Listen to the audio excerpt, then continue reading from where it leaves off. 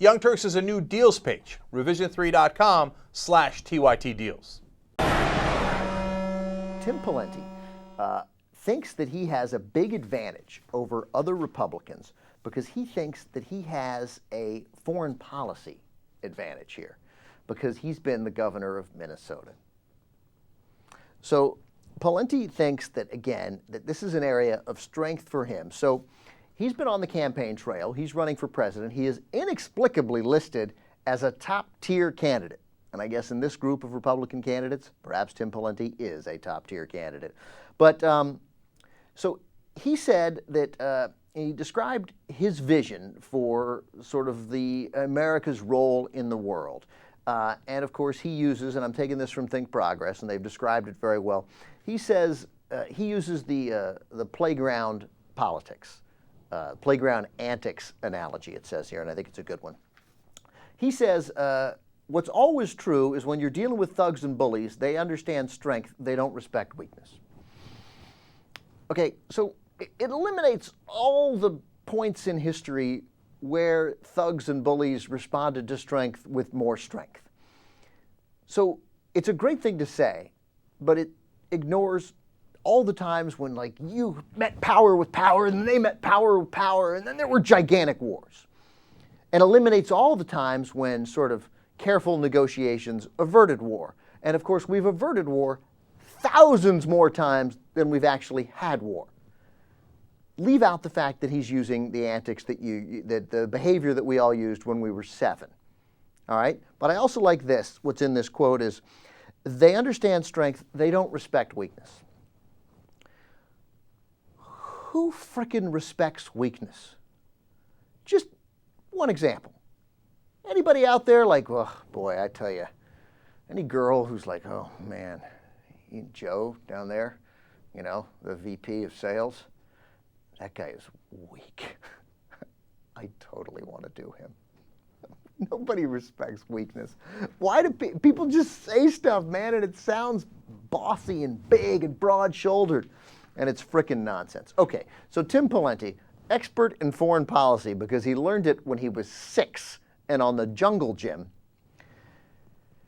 He compared himself to Herman Cain, but he says he has a better grasp than the rest of the GOP field, and that's why he'd be a great president. So again, he was setting himself apart to Herman Cain, and then just a couple of days after announcing his presidential bid, he was on the campaign trail, and naturally he confused Iran and Iraq. Now, before you get on me and be like, come on, it's an N and a Q and it happens and people have confused Obama and Osama, it's a mistake, the words are similar, it's a slip of the tongue, I got you.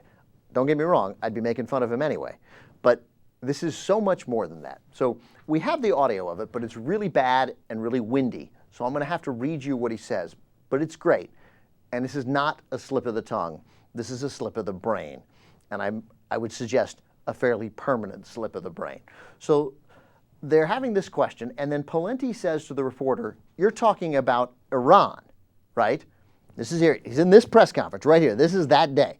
And he says to the reporter, you're talking about Iran. And the reporter goes, yeah, exactly. So then Pawlenty says, when informed that this is about Iran, Pawlenty says, well, I think the situation now in Iran is such that Secretary Gates is negotiating with whether the U.S. military will be there beyond the end of the year.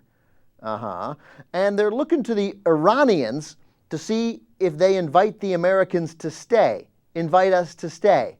Iranians. And if they do invite us to stay at some very reduced level, I think the U.S. will be wise until we make sure they get to the next level of stability to accept that invitation. So if Iran makes the invitation by the end of the year, leaving a residual force, a greatly reduced force, but a residual force that would be there for a temporary amount of time until they could establish much better air security, then they can develop the intelligence. Okay, so the reporter, obviously bewildered, perhaps a little embarrassed for Tim Pawlenty, says, you mean Iraq, not Iran, because Iran, and Pawlenty goes, I'm sorry, Iraq, yes. You said, did you say Iran or Iraq? Hey man, who cares what the reporter said? What did you say? What do you mean? You were talking about Iraq. You kept saying Iran and Iranians. Who are these guys, man? Who are these guys? I know what you're thinking. I can't wait to get a deal out of the Young Turks. Can't wait. And that's totally a good idea, because if you go to our new deals page, you can see all of our deals. All of them. Okay, you got promo codes that get you stuff for free, you got discounts. Revision3.com/TYT deals.